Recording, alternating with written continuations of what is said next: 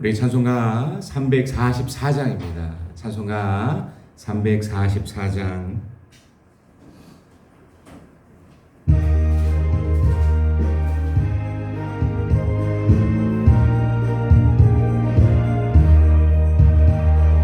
믿음으로 가리라.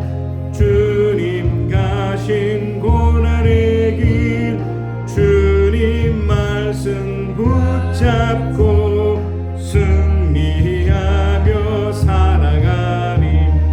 주님 앞에 나아가 무릎 꿇어 간구하고 겸손하게 주님 섬겨 새 힘을 얻으리라.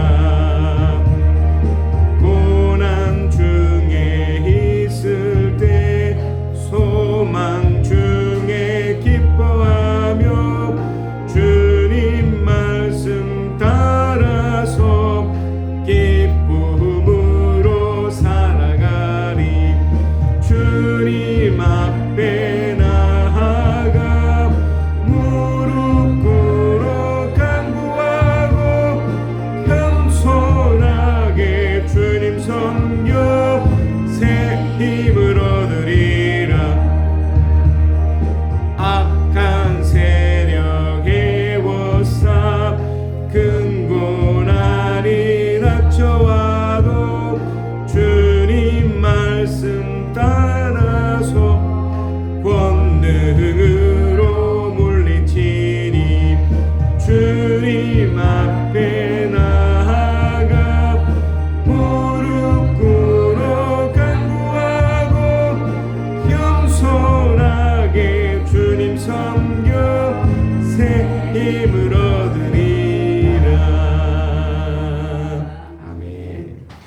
이번 주간에 주신 하나님의 말씀입니다. 요한복음 5장이 아니라 4장. 요한복음 4장 46절로 54절. 그 중에서 우리 48절에서 54절 이렇게 보겠습니다. 요한복음 4장 48절로 54절 함께 읽겠습니다. 시작. 예수께서 그에게 말씀하셨다. 너희는 표징이나 기이한 일들을 보지 않고는 결코 믿으려고 하지 않는다. 그 신하가 예수께 간청하였다. 선생님, 내가 죽기 전에 내려와 주십시오. 예수께서 말씀하셨다. 돌아가거라. 내 아들이 살 것이다. 그는 예수께서 자기에게 하신 말씀을 믿고 떠나갔다. 그가 내려가던 도중에 종들이 마중 나와 그 아이가 살았다고 보고하였다. 그가 종들에게 아이가 낳게 된 때를 물어보니 어제 오후 1시에 열기가 떨어졌습니다 하고 종들이 대답하였다. 아이 아버지는 그때가 예수께서 그에게 네 아들이 살 것이다 하고 말씀하신 바로 그 시각인 것을 알았다. 그래서 그와 그의 온 집안이 함께 예수를 믿었다. 이것은 예수께서 유대에서 나와서 갈릴리로 돌아오신 뒤에 행하신 두 번째 표징이다. 아멘. 우리 계속해서 이번 주간에 주신 하나님의 말씀을 이렇게 되새기면서 결국 이 땅에서 신앙이 얼마나 놀라운 효과를 발휘하는지를 말씀을 통해 확인해 봤습니다. 이 왕의 신하는 뭐 아쉬울 게 없는 사람이죠. 뭐 그 당시가 지금보다 좀 더 뭐 힘든 시기였다고 하더라도 왕의 신하라는 그 위치 자체가 뭐 아쉬울 게 없고 또 어떤 어려운 상황이 부딪혔을 때 그 아이가 아프고 힘든 상황에서도 사실 구태여 이런 신화적 태도를 할 필요가 없었죠. 더 훌륭하고 흔히 말해서 더 잘난 사람들이 얼마나 또 많았겠습니까? 이 아이를 데리고 로마까지 갈 수도 있었지 않았겠습니까? 이 아이를 살리기 위해서 이런 방법이 아닌 또 다른 방법을 분명히 써도 됐죠. 그 정도의 위치가 또 그 정도의 그런 가진 것이 있었기 때문에. 그러나 그렇게 하지 않았습니다. 어떻게 했나요? 물론 소문에 의해서 뭐 완벽하진 않았지만 예수에 대해서 들었기 때문에 비록 소문일지라도 예수를 찾아간 겁니다. 그 먼 거리를. 가버나움에서 가나까지 약 34km 정도 떨어진 곳이니까 한나절 정도 걸린답니다. 그 어려운 상황에 똑같이 그렇게 하지 않아도 됨에도 불구하고 그는 마치 지푸라기 짚는 심정으로 예수께 온 겁니다. 예수께 왔어요. 그러면 이 예수가 이 왕의 신하잖아요. 마치 그 엘리야 시대에 그 나만 장군이 왔을 때 했던 뭐 비슷한 방법이지 않았겠습니까?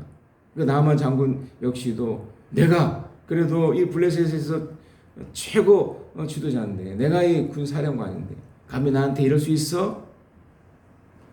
어쩌면 이 왕의 신하는 그것을 또 기대했을 수 있었죠. 그래도 내가 이 갈릴리 이 지역 그 왕의 신하인데 이 관리자인데 내가 이렇게 얘기를 하면 와주지 않을까? 그러니까 우리 신앙도 우리가 기도했으니까 받은 응답하시지만 테스트의 과정이 있다고 분명히 말씀드렸지 않습니까? 예수님이 얘기를 하죠. 너희는 표징이나 기이한 일들을 보지 않고는 결코 믿으려 하지 않는구나. 이 왕의 신하에서 뭐 대놓고 뭐 나무라진 않았지만 뭡니까? 뭔가 불쾌할 만한 표현이잖아요. 바로 반응해서 제가 따라가 드리겠습니다. 걱정 마십시오. 이렇게 하실 수도 있었겠지만 그렇게 하지 않았습니다. 자, 그럴 때 왕의 신하의 반응이죠. 얼마든지 기분 나빠하고 불쾌하고 내가 여기까지 이렇게 왔는데 이게 뭐야? 충분히 그럴 수 있지 않았겠습니까? 저는 그랬을 것 같아요. 화도 나고 짜증도 나고 그 많은 운집했던 사람들 속에서 왕의 신분을 다 내려놓고 어떻게 보면 참 비굴한 거잖아요. 굉장히 비참한 거잖아요. 그 아이 살리겠다고 이렇게 왔는데 더군다나 예수님의 반응이 완전 이상한 반응을 해주시니 얼마나 그렇게 했겠습니까? 자, 그런데 여기서 신앙의 놀라움. 이 사람, 이 왕의 신하가 사실 예수에 대해서 알면 얼마나 알았겠습니까? 그 소문을 통해서 조금 알았던 거. 무리변의 표도주가 됐다는 거, 또 예루살렘에서 그 성전에 그렇게 영웅처럼 했던 행동, 어떤 가능성 정도 이렇게 믿지 않았을까요? 그래서 주님도 겨자씨 안의 믿음이라는 걸 말씀하셨듯이 대단한 걸 믿은 게 아니에요. 그러니까 예수가 있으면 어떻게 좀 도움을 받지 않겠나. 자, 예수가 이런 상황에서도 그 난관도 극복하려는 이 왕의 신하의 모습을 보시고 어떻게 보면 작다면 작을 수 있는 그 믿음을 보시고 말씀을 하십니다. 그것도 가지 않아요. 말씀만 하시는 겁니다. 그 신하가 예수께 간청하였다. 선생님, 내 아이가 죽기 전에 내려와 주십시오. 여기서 간청이라는 말은 이미 말씀드렸듯이 단순히 요구하는 차원이 아니라 부탁입니다. 부탁은 맡기는 건데 이 맡긴다는 것은 그냥 내 생각대로 이 아이가 죽을 수도 있다는 것까지 맡긴 거예요. 어차피 죽은 아이입니다. 어차피 끝난 아이예요. 예수가 이렇게 하든 저렇게 하든 상관없어요. 그렇지 않겠습니까? 그러니까 간청은 그런 의미예요. 그러나 죽기 전에 바람이 있으니까 죽기 전에. 그러나 죽는다 하더라도 괜찮다는 거예요. 이런 마음이죠. 그때 그 예수가 이런 상황 속에서도 이런 왕의 신하를 보고 했던 그 유명한 말. 돌아가거라. 네 아들이 어떻게 된다고요? 살 것이다. 설사 죽어도 살게 될. 이게 부활신앙이잖아요. 부활신앙. 살 것이다. 그는 예수께 자기에게 하신 말씀을 믿고 떠나갔다. 그리고 이 예수 그리스도를 통한 기적이 자신의 눈앞에 펼쳐집니다. 어차피 죽은 아이입니다. 거의 죽었기 때문에 죽은 아이였어요. 그런데 어떻게 됩니까? 가던 도중에 그 종들을 만나요. 하인들을 만나요. 하인들도 얼마나 기뻤는지. 이 아이 때문에 그렇게 고생하고 그 왕의 신하, 이 주인을 찾으러 온 거잖아요. 중간에 만난 겁니다. 아이가 살아난다. 언제 살아났느냐 물어보니 어제 1시에. 어제 오후 1시에 열기가 떨어졌습니다. 아이 아버지는 그때가 예수께서 그에게 네 아들이 살 것이라는 말씀, 바로 그 시각인 것을 알았다. 그래서 그와 그 온 집안이 함께 예수를 믿었다. 예수의 말씀을 믿은 거죠. 내 아이가 살 것이다. 여기 안에는 서사 죽어도 끝이 나도 그 다음 무언가를 기대했던 것. 그러니까 우리의 믿음은 단순히 우리 원함이 아닐지라도 하나님께서 그 마지막까지 어떻게 하실 것인가를 기대하는 겁니다. 오늘 우리가 함께 또 읽게 될 이 열왕기하와 역대지하는 우리가 어제까지 보았던 이 예레미야의 그 마지막 장면들입니다. 이 이스라엘 백성들이 멸망했던, 망했던, 내 아들이 살 것이야 하면 어떻게 보면 끝장난 거였죠. 시스기야로 인해서 완전히 멸망이 됐던 그 끔찍한 상황들이 펼쳐집니다. 그러나 분명한 것은 우리는 어떤 역사적 사실 하나 알고 있나요? 70년 후에 비록 그들의 후손들이지만 다시 이 땅에 돌아오는 것을 보게 됩니다. 이게 부활신앙입니다. 자, 우리 한번 읽겠습니다. 자, 오늘 주신 하나님의 말씀인데요. 우리 189쪽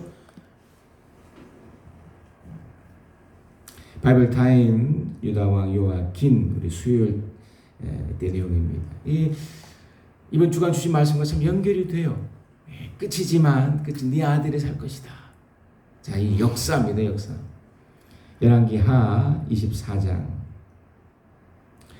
요아김이 다스리던 해에 바벨로니아의 느부갓살 왕이 쳐들어왔다.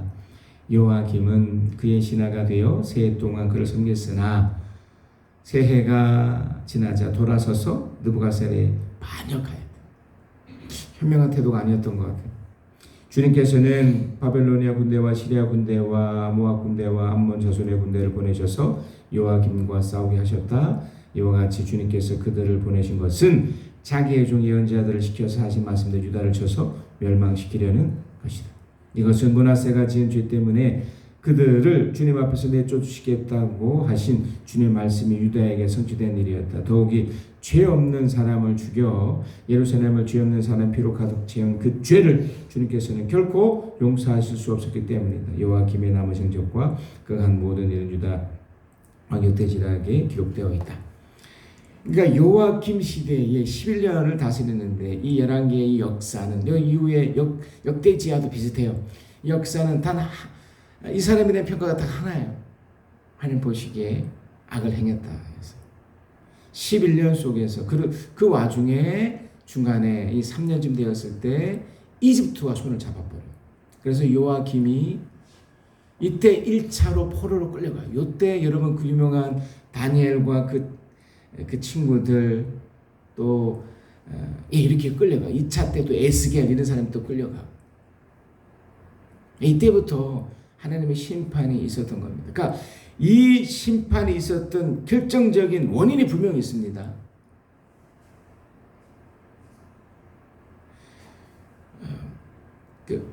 우리가 이제 이 다음 주에 보게 될 또 하나님의 말씀 가운데 38년 된 그 아픈 사람이 나와요. 병자 하나 나와요.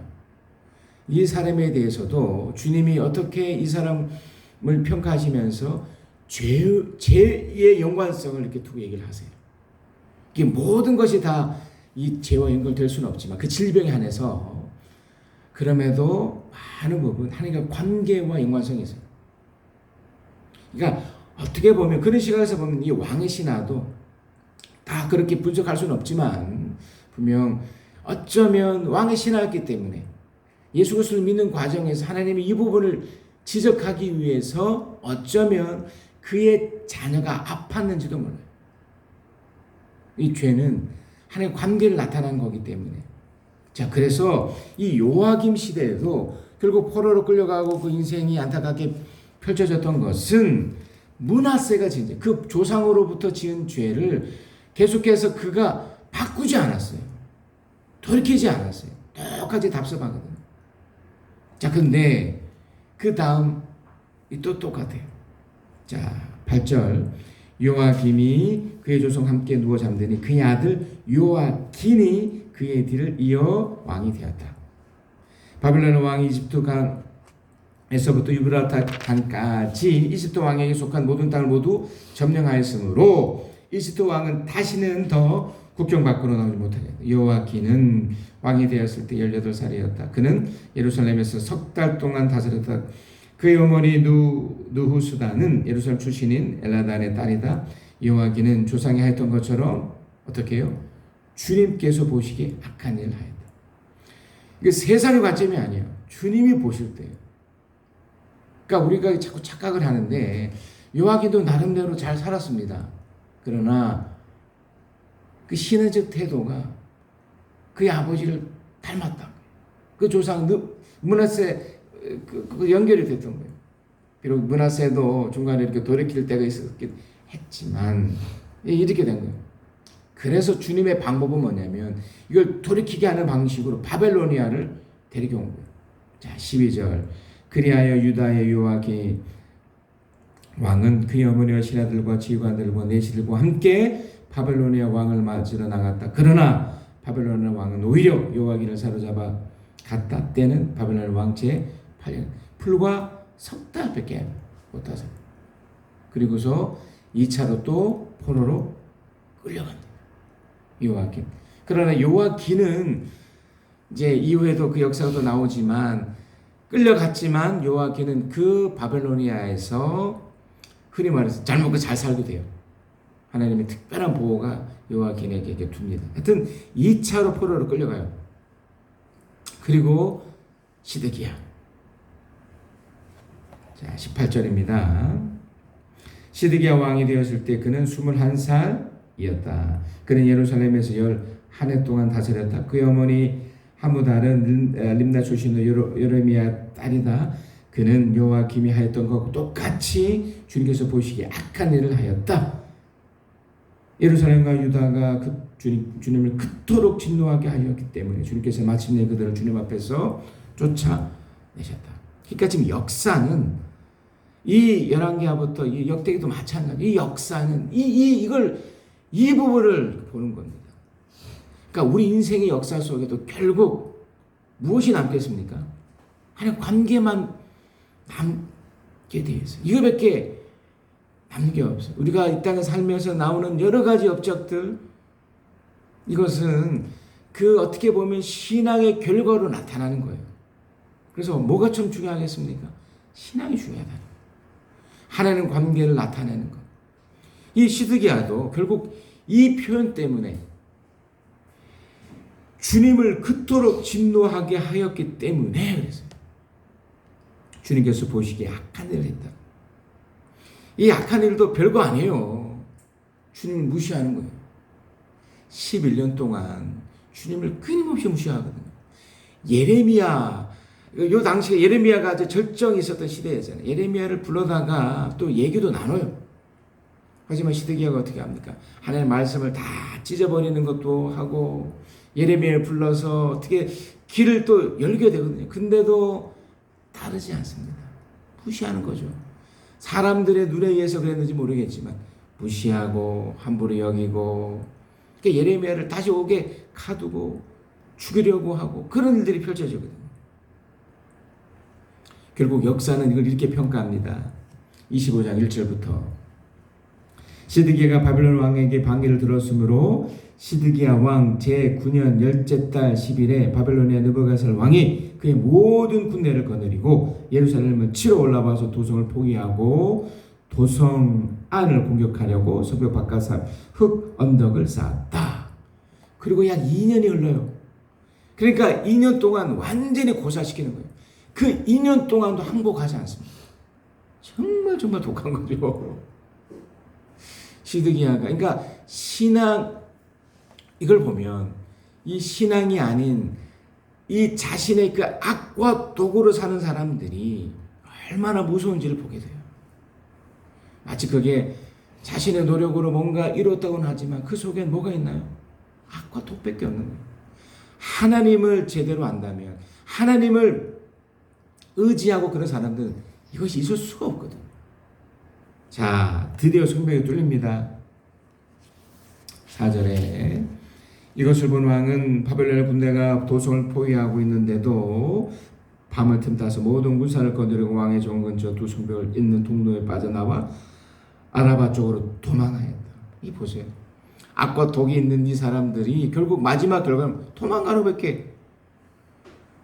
이 사람들을 위해서 어떻게 합니까? 그러면 미리 항복을 하든지 아니면 자기가 대표로 잘못했다. 나만 끝장내고 다른 사람 좀 살려달라. 이렇게 해야 될 거 아니에요. 지금 이 시대에도 얼마나 악한 지도자들이 많은지 몰라요.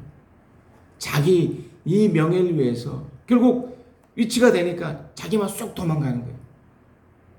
이번에 이 코로나 사태를 통해서 이 교회 지도자라는 사람이 하는 행태를 보니 너무너무 치졸하고 악하다. 인터뷰를 했는데 본인만 상는 본인만. 이미 확진자로 나타났던 수많은 사람들은 거기에 어떻게 보면 신천지 이만희보다도 못한 것 같아요. 본인도 이제 확진 환자가 돼서 이제 자기는 그 속에 쏙 들어가서 숨어버린 거예요. 그리고 뭐 도리도리 하는 거예요. 비참한 거죠. 이때입니다. 이때. 시드기야도 똑같은 거예요. 자기 혼자 살겠다고 도망간 거예요. 자, 그러나 어떤 결과, 역사는 어떻게 평가합니까? 6절입니다. 바벨론의 군대가 시드기야 왕을 체포해서 리블라에 있는 바벨론 왕에게 끌고 가니 그가 시드기야를 신문하고 시드기야가 보는 앞에서 그의 아들들을 처형하고 시드기야 두 눈을 뺀 다음에 쇠사슬로 묶어서 바벨론으로 끌고 갔다. 비참해지죠. 그 역사가 이걸 말해주기 때문에 이 역사를 안다면 지도자들은 절대로 그렇게 하면 안 돼요.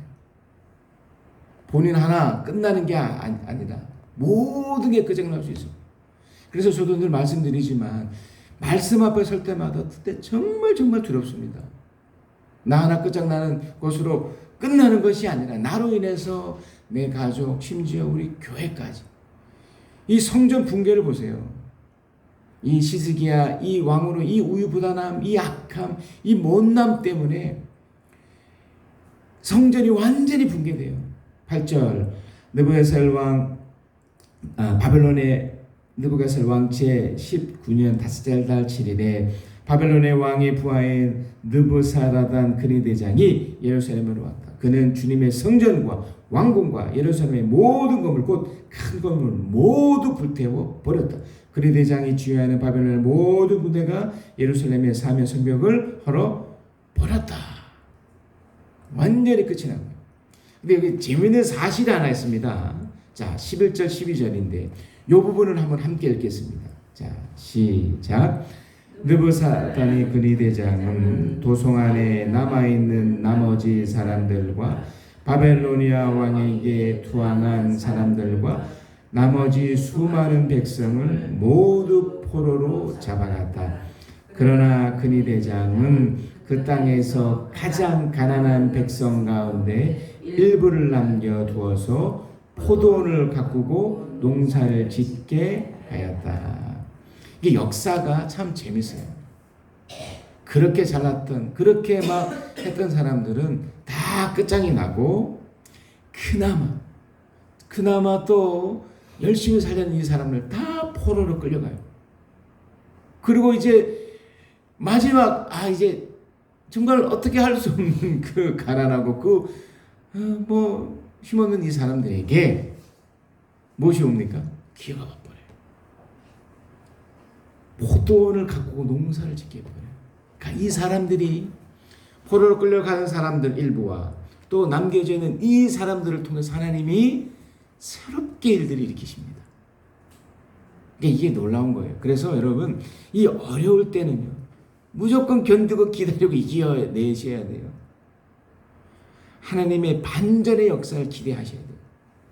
악한 사람들 때문에 정말 많이 속임을 당하고 정말 많은 것을 잃어버렸다 할지라도 이 신앙적 태도의 그 마지막 단계인 이거 기다리고 극복하는 걸 이렇게 참고 있으면 결국 기회가 올 뿐만 아니라 하나님 역사를 뒤엎는 그 사람이 돼요. 그래서 여러분 1차로 포로로 끌려갔던 다니엘, 또 2차로 끌려갔던 이 에스겔, 수많은 사람들을 통해서 또 남겨있는 소수지만 이 사람을 통해서 70년 후에 이 고레스 왕의 이후에 하나님의 역사가 일어나는 것입니다. 하나님의 놀라운 일들이 일어나죠. 자, 포로로 끌려갔던 요아긴이 결국 어떻게 되는가를 한번 보겠습니다. 자, 193페이지고요. 자, 27절. 유다의 요아긴 왕이 포로로 잡혀간 지 37회가 되는 해, 곧 바벨로니아의 에월브로닥 왕이 오른 그해 12째 달 27일에 에월브로닥 왕은 느부갓네살 죽었으니까 그의 아들이에요. 유다의 왕 요아긴 왕에게 특사를 베풀어 그를 옥에서 석방하였다. 그는 요아긴에게 친절하게 대접하여 주면서 그와 함께 있는 바벨로니아의 다른 왕들의 자리보다 더 높은 자리를 요아긴에게 주었다.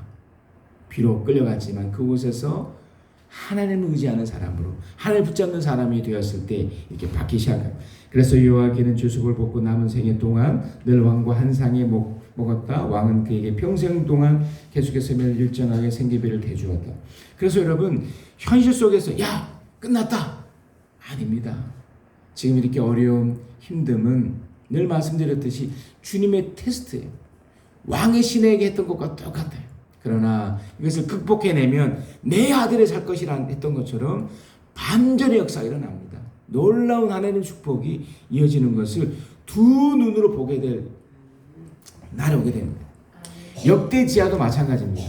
역대지하도 아까 11개 하에서 봤던 그 내용을 반복해 주는 거예요. 좀 더 그 요약을 해서 유다왕 요아하스부터 요아김 또 요아긴 또 시스기야까지 또 예루살렘의 함락까지 쭉 이어집니다. 그리고 자 역대지하입니다. 36장 22절 여기까지 가셔야 돼요. 비록 시간이 흘러갔지만 여기까지 22절부터 23절 함께 읽습니다. 시작. 페르시아의 고레스 왕이 오른 저때 주님께서는 예레미야를 시켜서 하신 말씀을 이루시려고 페르시아의 고레스 왕의 마음을 움직이셔서 고레스는 온 나라에 명령을 내리고 그것을 다음과 같이 조서로 써서 돌렸다. 페르시아의 고레스 왕은 다음과 같이 선포한다. 주 하늘의 하나님께서 나에게 이 땅 위의 모든 나라를 주셔서 다스리게 하시고 유다의 예루살렘에 그의 성전을 지으라고 명하셨다. 이 나라 사람 가운데 하나님을 섬기는 모든 백성에게 하나님께서 함께 계시기를 빈다. 그들은 모두 올라가게 하여라. 아멘.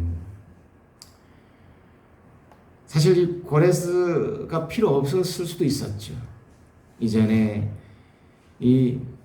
요아하스부터 포함되지만 그 요시아 때부터도 그렇지만 참 하나님을 잘 섬기고 마지막까지 끝까지 신앙적 태도를 지냈다면 여기까지 안 왔을 수도 있었습니다. 그러니까 우리에게는 이런 기회, 이 역사를 알기 때문에 지금 어떻게 해야 되는가? 우리 포기하지 마십시다. 힘든 이 상황 속에서 하나님을 더 의지하며 나가는 그런 우리들이 되었으면 좋겠습니다. 너무 어렵습니다.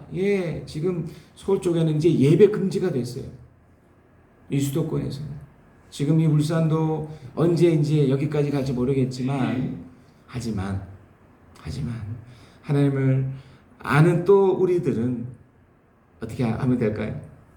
주님 앞에 바로 서서 하나님의 놀라운 그 반전의 역사를 기대하면서 내 아들이 살 것이다 라는 그 말씀 붙잡고 살아낸다면 어쩌면 이 어려움들도 어떻게 될까요?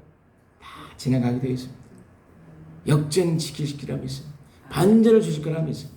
그래서 하나님이 우리를 통한 놀라운 축복이 이어지기를 그리스도 이름으로 축복합니다. 네, 기도하겠습니다.